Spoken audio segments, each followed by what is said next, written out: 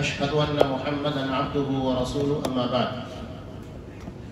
فإن خير الحديث كتاب الله وخير الهدي هدي محمد صلى الله عليه وسلم وشر الأمور محدثاتها وكل محدثة بدعة وكل بدعة ضلالة وكل ضلالة في النار. أعوذ بالله السميع العليم من الشيطان الرجيم. بسم الله الرحمن الرحيم. يا أيها الذين آمنوا اتقوا الله حق تقاته ولا تموتن إلا وأنتم مسلمون. يا أيها الناس اتقوا ربكم الذي خلقكم من نفس واحدة وخلق منها زوجها وبث منهما رجالا كثيرا ونساء واتقوا الله الذي تساءلون به والأرحام إن الله كان عليكم رقيبا. يا أيها الذين آمنوا اتقوا الله وقولوا قولا سديدا يصلح لكم أعمالكم ويغفر لكم ذنوبكم ومن يطع الله ورسوله فقد فاز فوزا عظيما. وقال ومن يتق الله يجعل له مخرجا ويرزقه من حيث لا يحتسب ومن يتوكل على الله فهو حسبه. تمام قسم کی تعریفات اللہ رب العالمین وحدہ لا شریک کے لیے لائق و زیبا ہے، جو ساری کائنات کا تنہا خالق و مالک ہے، اور بے شمار درود و سلام ہو اللہ کے آخری نبی جناب کریم محمد رسول اللہ صلی اللہ علیہ وسلم کی ذات مقدسہ پر۔ محترم سامعین، عزیز ماں اور بہنوں، رمضان المبارک اور اس سے جڑی ہوئی تمام عبادات قرآن مجید نے اس کا ایک ہی مقصد بتایا، لعلکم تتقون، تاکہ تم متقی بن جاؤ۔ تقوی عربی زبان کا لفظ ہے جو وقایہ سے بنا ہے، جس کا مطلب ہوتا ہے بچنا۔ کس سے بچنا چاہیے؟ گناہوں سے، اس لیے کہ گناہ سے بچیں گے اللہ خوش ہوگا، راضی ہوگا اور اپنی رحمتیں ہمارے پر نازل کرے گا۔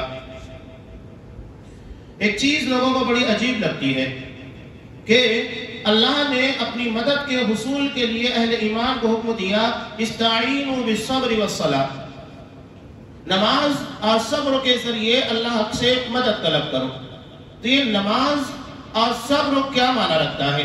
دراصل نماز اور صبر یہ اللہ کی رضامندی کی دلیل ہے۔ اللہ خوش ہوتا ہے، اور جب وہ خوش ہوگا ہماری مدد کرے گا، ہمارے پر رحمتیں نازل کرے گا۔ تو جب تک ہم اللہ کو راضی نہیں کریں گے، خوش نہیں کریں گے، نہ تو اس کی رحمتیں ہمارے پر نازل ہوگی، نہ برکتوں کا نزول ہوگا۔ تو یہ ذرائع ہیں اللہ کو راضی کرنے کے، خوش کرنے کے۔ تو تقویٰ کا مطلب ہوتا ہے گناہوں سے بچنا، اور یہی دراصل رمضان المبارک، روزے، تلاوت، ان تمام چیزوں کا مقصود ہے۔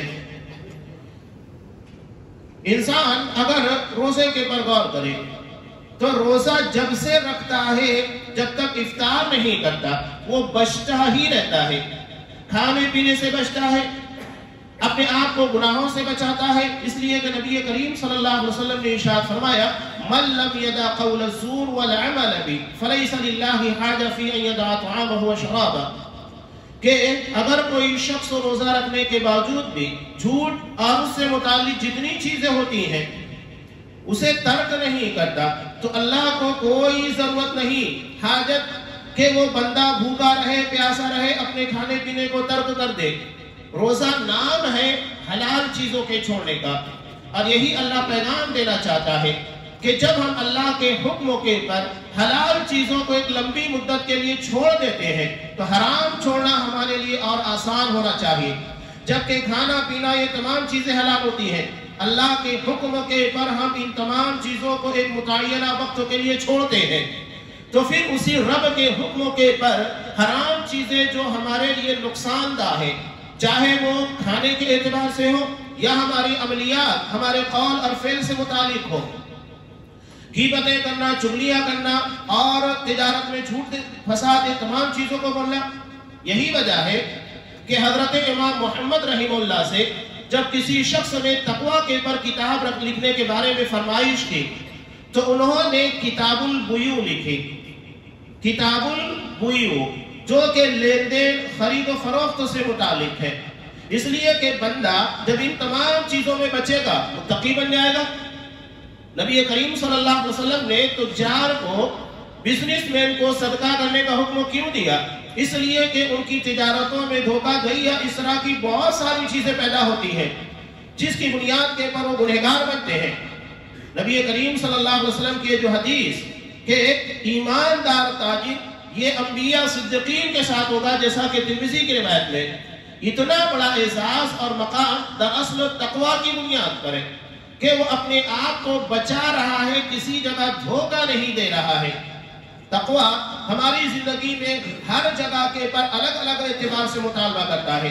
कहीं ज़बान का तकवा है, कहीं तिजारत का तकवा है, कहीं इबादत का। और इबादत का तकवा बहुत ज्यादा अहमियत रखता है, इसलिए कि शैतान ये हमारी इबादतों को ज़ाय करने की कोशिश करता है। पहला मरहला तो ये होता है कि वो हमें इबादत करने ही नहीं देता। दूसरा मरहला ये होता है कि अगर हम इबादत के लिए राजी हो जाए तो वो हमारी इबादतों को सुन्नत के मुताबिक ना हो ये कोशिश करता है, इसलिए कि अगर इबादत नबी के तरीके के मुताबिक नहीं होगी ज़ाय हो जाएगी। और अगर हमने तमाम चीज़ों का लिहाज किया तो फिर वो ये कोशिश करता है कि हमारी इबादतों के अंदर फतूर पैदा करे। ये फतूर क्या है? सही इब्न हिब्बान की रिवायत में है, नबी करीम सल्लल्लाहु अलैहि वसल्लम ने इरशाद फरमाया, मुझे अपनी उम्मत के पर दज्जाल से भी ज्यादा शिर्क खफी का खौफ है। सहाबा ने पूछा कि अल्लाह के रसूल ये शिर्क खफी क्या है? कहा कि बंदा नमाज पढ़ता है और नमाज पढ़ते हुए वो ये सोचता है कि मेरी इबादत की तारीफ की जाए, मैं कितनी अच्छी इबादत कर रहा हूँ, कितनी अच्छी बंदगी कर रहा हूँ, लोग मेरी इबादत की तारीफ करें, मुझे नमाजी कहें, रोजेदार कहें, मेरे तकवा की और मेरी पाकीज़गी की तारीफें की जाए। यही बहुत बड़ी खामी है। हमारी इबादत या हमारे नेक कामों की तारीफ हमें लोगों से नहीं, अल्लाह तबारक व तआला से हकीकी अजर वसूल करना है, हासिल करना है। ये हमारा टारगेट होना चाहिए। यही तो है जो कि हमें सिखाया गया, कुल इन्ना सलाती व नुसुकी व महयाया व ममाती लिल्लाहि रब्बिल आलमीन, कहो मेरी नमाज, मेरी कुर्बानी, मेरा जीना, मेरा मरना सब अल्लाह तबारक व तआला के लिए है। यानी अब इसमें लिल्लाहियत के अलावा कुछ नहीं। ये बात अलग है कि हमारा इरादा, हमारी नीयत हो कि हम अल्लाह ही के लिए कर रहे हैं। लोग अगर तारीफ करें वो उनका मसला है, लेकिन हमारी नीयतों के अंदर, हमारे इरादों के अंदर ये बात नहीं पैदा होना चाहिए।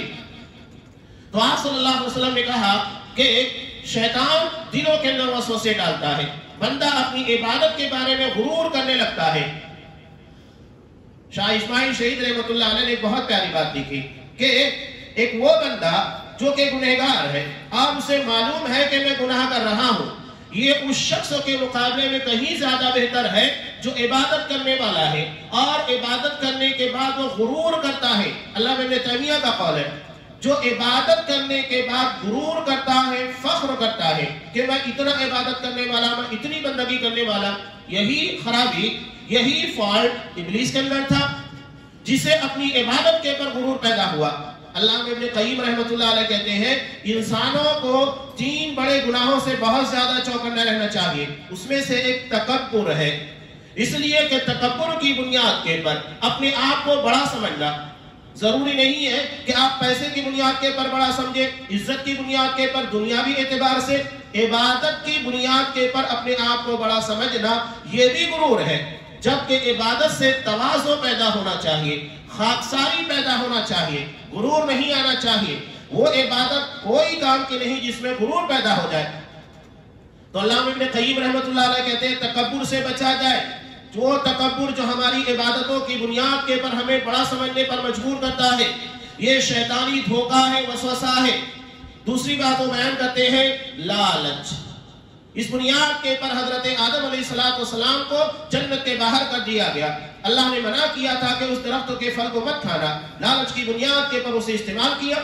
और तीसरी चीज है हसद, यानी दूसरों को मिली हुई नेमतों के पर एतराज करना।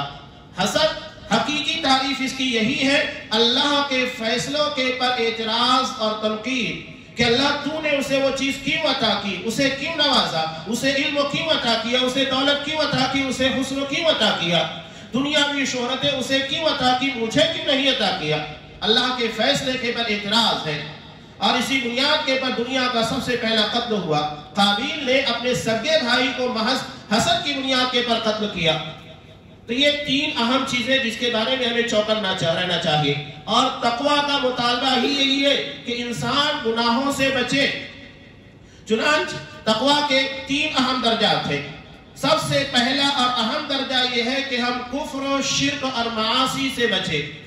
اسی لیے کہتا ہوں میں کہ دنیا کا سب سے بڑا متقی وہ ہے جو شرک و کفر و ان تمام چیزوں سے اپنے آپ کو بچاتا ہے.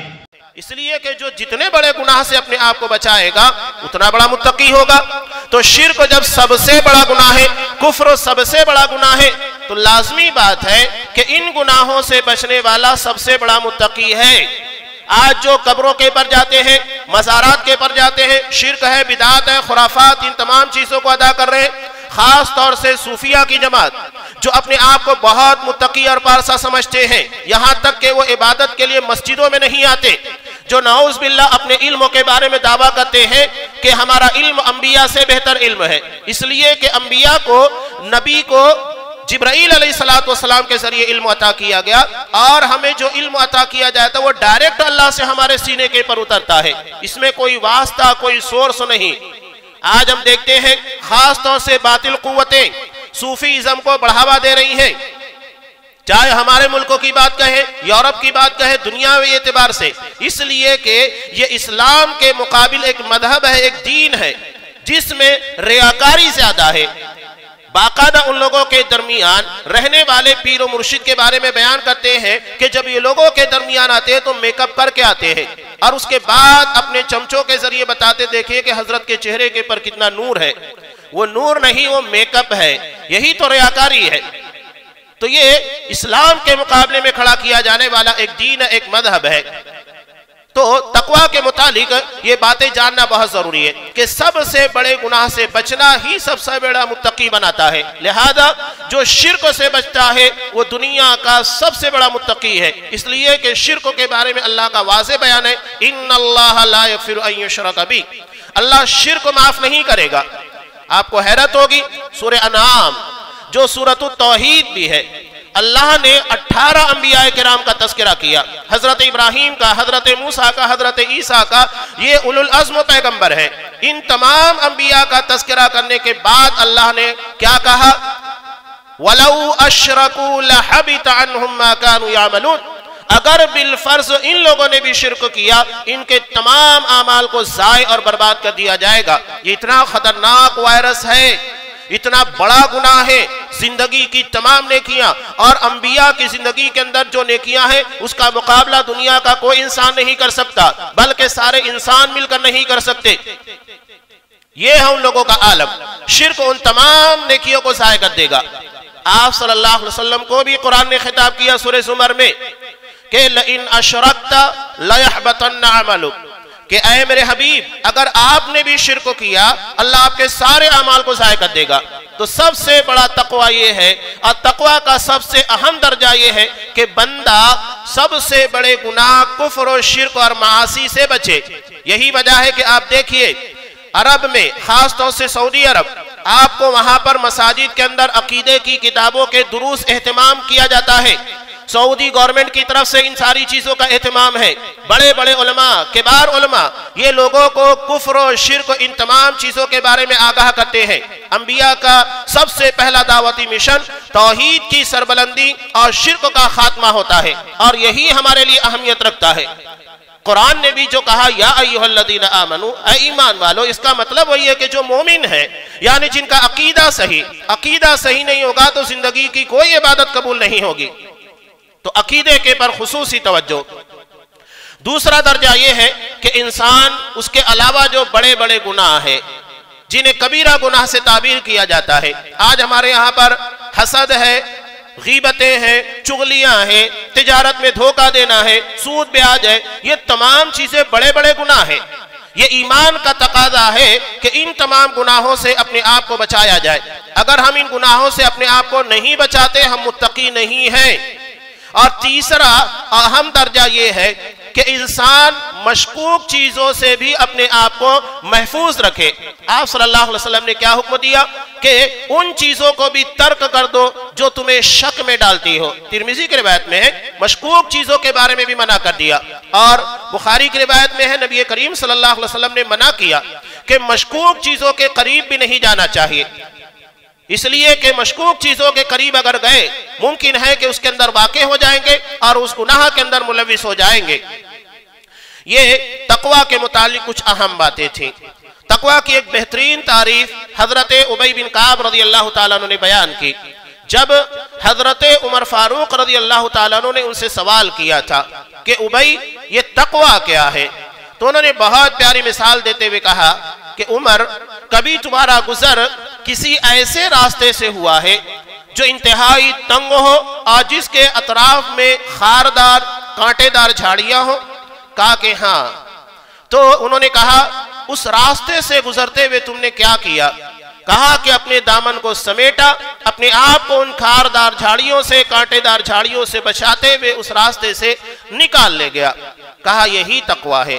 انسانی زندگی میں اللہ نے بطور آزمائش کے گناہوں کو خاردار کانٹے دار جھاڑیوں کی طرح ہماری زندگی کے اندر رکھا ہے، اور یہ اس لیے ہے کہ تاکہ ہم اس سے بچیں، یہ نہیں کہ الجھیں، اپنے دامن کو بچاتے ہوئے اس سے گزر جائے۔ کہیں پر ہماری زبان سے کوئی ایسا تبصرہ کسی کے بارے میں نکل جاتا ہے جو تقوی کے خلاف ہوتا ہے، کہیں ہمیں دنیا کی لالچ کھینچ کر لے کر آتی ہے، تجارت میں یا دیگر معاملات کے اندر ہم گناہ کر بیٹھتے ہیں، یہ خاردار جھاڑیاں ہیں جو ہمیں گناہ کی طرف کھینچتی ہیں، ان سے بچنا ہی دراصل تقوی ہے۔ اور تقوی انسانی زندگی کے اندر اگر اس کی مثال عقلی طور کے پر سمجھی جائے تو یوں سمجھنا چاہیے کہ جس طرح ہماری گاڑیاں 2 ویلر 4 ویلر ہم استعمال کرتے ہیں اس میں بریک ہوتا ہے، یہی معاملہ ہماری زندگی کے اندر تقوی کا ہے۔ گاڑی کا بریک اگر فیل ہو جائے بڑے بڑے حادثات ہوتے ہیں، یہی معاملہ انسان کی زندگی میں اگر تقوی کا بریک فیل ہو جائے تو اس کی زندگی کے اندر بڑے بڑے حادثات واقع ہوتے ہیں۔ کیسے؟ جب اسے اللہ کا ڈر نہیں ہوگا، حلال و حرام کی تمیز نہیں کرے گا، کفر و شرک کے بارے میں نہیں ڈرے گا، اللہ کا ڈر نہیں ہوگا، غیبتیں کرے گا، چغلیاں کرے گا، لوگوں کو دھوکے دے گا، بڑے بڑے گناہ کرے گا، اس لیے کہ اللہ کا ڈر دلوں سے نکل چکا ہے۔ آپ صلی اللہ علیہ وسلم نے تقوی کے تعلق سے دیکھیے، امام بخاری، امام احمد وغیرہ نے ایک روایت کو نقل کیا، 2 صحابی اپنے جھگڑے لے کر آئے۔ آج ہمارے درمیان اختلافات ختم کی نہیں ہوتے، اس کی بڑی وجہ یہ ہے کہ متقی نہیں ہے۔ اگر متقی ہوں گے اختلافات نہیں ہوں گے، جیسا کہ صحابہ کرام تھے۔ 2 صحابی اپنی زمین کے تنازع کو لے کر آپ صلی اللہ علیہ وسلم کے پاس آئے۔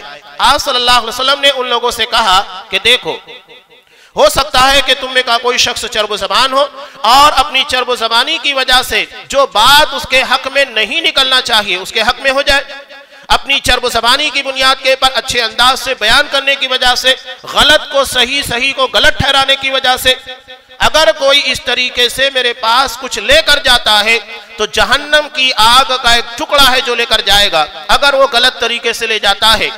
دنیا میں تمام وکلا کے لیے، بیرسٹروں کے لیے بہت بڑی دلیل ہے، عبرت کی بات ہے، جو صحیح کو غلط، غلط کو صحیح بنانے کی کوشش کرتے ہیں۔ اللہ نے علم عطا کیا ہے، صلاحیت عطا کی ہے، تو حق کے لیے احقاق حق، حق کو ثابت کرنے کے لیے ابطال باطل، باطل کو باطل ثابت کرنے کے لیے اپنی صلاحیتوں کو استعمال کیجئے۔ جیسے ہی دونوں صحابی نے سنا، دونوں نے کہا اللہ کا رسول یہ زمین ہماری نہیں ہے، یعنی وہ زمین، وہ دنیا جو ہماری آخرت کو تباہ کرے، جو ہماری آخرت کو برباد کرے، ہمیں جہنم میں لے جانے کا ذریعہ بنے، ہمیں ایسی دنیا نہیں چاہیے، ایسا حق نہیں چاہیے۔ سوچئے کہ اگر یہ چیز ہمارے درمیان نافذ ہو جائے، رشتہ داروں کے درمیان، دوستوں کے درمیان، جماعت کے اندر، تو کیا ہمارے اختلافات ختم نہیں ہو سکتے؟ اور مجھے حیرت ہوتی ہے کہ ہم اس قرآن کو پڑھنے والے، جس قرآن نے اس بات کا دعویٰ نہیں بلکہ پریکٹیکلی شکل پیش کی کہ انصار کے 2 قبیلے اوس اور خزرج کے درمیان 110 سال سے جنگ جاری تھی، اسی قرآن کی برکت سے وہ جنگ ختم ہو گئی، حالانکہ کئی 100 لوگوں کو مارا جا چکا تھا، اس کے باوجود قرآن کی برکت سے وہ چیز ختم ہو گئی۔ آج اگر ہمارے درمیان کے اختلافات ختم نہیں ہو رہے، چاہے بھائی بھائی کے ہوں، پڑوسیوں کے ہوں، رشتہ داروں کے، دوستوں کے یا جماعت کے ہوں، اس کا مطلب یہ ہے کہ ہمارے اندر حقیقی تقوی نہیں ہے۔ آپ صلی اللہ علیہ وسلم نے نسائی کی جو روایت ہے، اوصیکم بتقوی اللہ والسمع والطاعہ، میں تمہیں اللہ تبارک و تعالیٰ کے تقوی کی وصیت کرتا ہوں، امیر کی بات کو سننے اور ماننے کا حکم دیتا ہوں۔ یہ اختلافات کے خاتمے کے لیے ہے۔ آپ نے وہاں پر بھی تقوی کا لفظ استعمال کیا۔ اگر ہمارے درمیان امیر کی بات کو سننے اور ماننے کا جذبہ نہیں ہے، ذمہ داران کی باتوں کو ماننے کا جذبہ نہیں ہے، اس کا مطلب ہے کہ تقوی نہیں ہے۔ تو رمضان المبارک کے روزوں کا فائدہ کیا ہوا؟ یہ اختلافات کے خاتمے کے لیے ہے، نہ کہ اختلافات کو بڑھاوا دینے کے لیے۔ ہم دنیا کو ترجیح دے رہے ہیں یا آخرت کو ترجیح دے رہے ہیں؟ میں تقوی سے متعلق کچھ اہم باتیں کہ اگر ہم حقیقت میں یہ باتیں بتانا ضروری تھا تبھی تقوی کی برکتیں حاصل ہوگی۔ اگر کوئی شخص چاہے کہ ہمیں نماز کی برکتیں ملے، اس کا حقیقی اجر و ثواب ملے، تو اسے نماز ویسے پڑھنا ہوگا جیسا کہ اللہ کو مطلوب ہے۔ اگر وہ ویسی نماز نہیں پڑھے گا تو اللہ تبارک و تعالیٰ کے ہاں اسے نماز کا ثواب نہیں ملے گا۔ یہی معاملہ تقوی کی برکتوں کا ہے۔ اگر ہم صحیح طور پر متقی نہیں بنے تو ہمیں اللہ کے ہاں پر اس کی برکتیں اور اس کے ثمرات ملنے والے نہیں ہیں۔ ہماری زندگی کے دو بڑے مسائل ہوتے ہیں۔ دو بڑے مسائل کون سے ہیں؟ ایک تو یہ ہے کہ ٹینشن۔ آج اگر آپ غور کیجئے، ہر کسی کی زندگی میں ٹینشن نظر آئے گا، فکر نظر آئے گی، چاہے اپنے بچوں سے متعلق ہو، کاروبار سے متعلق ہو یا کوئی اور مسئلہ ہو۔ اور قومی سطح کے پر اگر ہم دیکھیں تو ہمیں اغیار کا ٹینشن ہے۔ وہ ہمارے مال، ہماری جان کے دشمن بنے ہیں اور ہمارے اسلامی تشخص کے اور ہمارے کلچر کے دشمن بنے ہوئے ہیں۔ وہ مٹا دینا چاہتے ہیں، ختم کر دینا چاہتے ہیں۔ قرآن مجید نے ان ساری چیزوں کے خاتمے کے لیے ایک ہی چیز رکھی ہے، تقوی۔ اللہ سے ڈرو۔ اللہ سے ڈرو گے، گناہوں سے بچو گے، ذمہ داری اس کی ہے۔ جنگ احد کے تناظر میں سورہ آل عمران کی آیت نازل ہوئی۔ کیا آیت نازل ہوئی؟ جب کہ مسلمانوں کی حالت پسپا ہو چکی تھی، اللہ نے کیا حکم دیا؟ وَإِن تَصْبِرُوا وَتَتَّقُوا لَا يَضُرُّكُمْ كَيْدُهُمْ شَيْئًا إِنَّ اللَّهَ بِمَا يَعْمَلُونَ مُحِيطٌ۔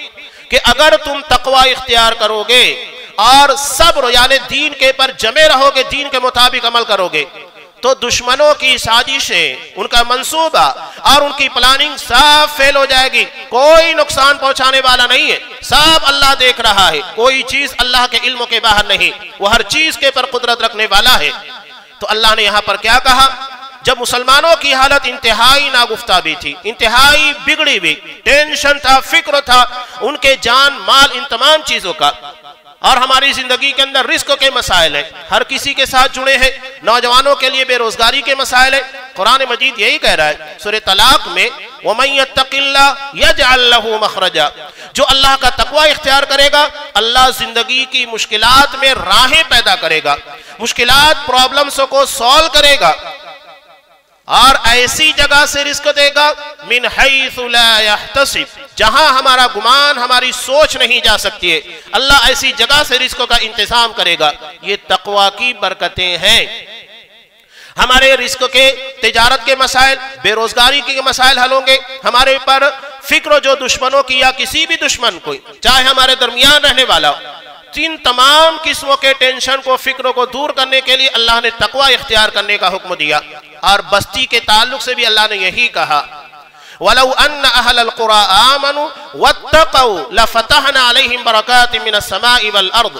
کہ اگر بستی والے ایمان اور تقوی سے اپنے آپ کو مزین کرتے تو نتیجہ کیا ہوتا؟ ہم آسمان سے ان لوگوں کے لیے برکتوں کے دروازے کھول دیتے۔ آج اگر ہمیں لگتا ہے کہ ہماری تجارت، ہماری معیشت، ہمارے روزگار کے اندر برکتیں نہیں ہیں، اس کا مطلب یہ ہے کہ ہم تقوی اور ایمان سے عاری ہو چکے ہیں، کمزور پڑ چکے ہیں۔ یہ جتنا کمزور پڑے گا اتنی زیادہ اللہ تبارک و تعالیٰ کی طرف سے عذاب نازل ہوگا اور نفرتیں نازل ہوگی۔ اور ہم برکتیں چاہتے ہیں تو ہمیں ایمان اور تقوی کو مضبوط کرنا ہوگا۔ یہ قرآن مجید صاف طور پر کہہ رہا ہے۔ اور باتیں تو بہت ساری ہے، میں آخری بات آپ لوگوں کے سامنے رکھوں۔ سارے انسانوں کی زندگی کا ٹارگیٹ اللہ کی رضا، اس کی رحمت اور اس کی جنت ہے۔ قرآن مجید نے جنت کے تعلق سے کیا کہا؟ اعدت للمتقین، جنت متقیوں کے لیے تیار کی گئی ہے۔ اور یہ رمضان اسی تقوی کا ذریعہ ہے، ہمیں متقی بنانے کے لیے آیا ہے، پرفیکٹ مین بنانے کے لیے آیا ہے، جس کی زبان، جس کے کردار، معاملات سے سارے مسلمان اور دنیا کے سارے انسان محفوظ رہے۔ یہ تقوی ہے۔ تو جنت متقیوں کے لیے اللہ نے بنائی۔ زندگی کے اندر رزقوں کے مسائل ہیں، اس کے حل کے لیے تقوی ہے۔ زندگی کے اندر ٹینشن ہے، فکر ہے، اس کے لیے اللہ نے حل رکھا ہے تقوی۔ تو ہمیں ان ساری چیزوں کے پر توجہ دینا ہے. بہت بڑا موقع ہے، گولڈن چانس ہے جو اللہ نے رمضان المبارک کی شکل میں ہمارے سامنے لا کر رکھا ہے. تو ہمیں اس بارے میں توجہ دینا چاہیے، اسے ضائع نہیں کرنا ہے.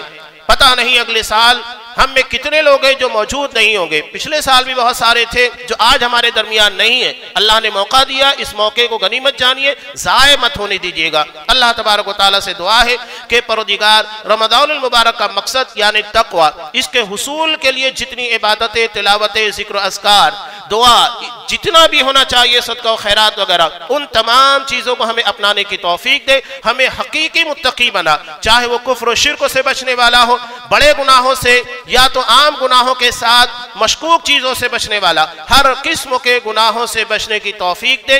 اور اس تقوی کی برکتیں جو ہمیں دنیا اور آخرت دونوں جگہ ملنی چاہیے، پروردگار تو اپنے فضل خاص سے ان تمام رحمتوں اور برکتوں سے ہمیں نواز دے. پروردگار جو ہم میں زندہ ہے انہیں متقی بننے کی توفیق دے. جو دنیا سے جا چکے پروردگار ان کے گناہوں کو بخش دے. جو پریشان حال ہیں ان کی پریشان حالیوں کو دور کر دے. جو قرض دار ہیں ان کے قرضوں کو ادا کرنے کی سبیل پیدا کر. جو بیمار ہیں ان کو شفائے کاملہ عاجلہ عطا فرما. ہمارے بچوں کو نیک بنا اور ہمارے والدین، ہمارے سرپرستوں کو پروردگار بہترین تربیت کرنے والا متقی بنا، اسوہ بنا، نمونہ بنا. اور جب تک ہمیں دنیا میں رکھ اسلام کے پر اور ہمارا خاتمہ ایمان کے پر فرما. آمین. بارک اللہ لنا ولکم فی القرآن العظیم ونفعنی وإیاکم بالآیات والذکر الحکیم انہ تعالی جواد کریم ملک بر رحیم.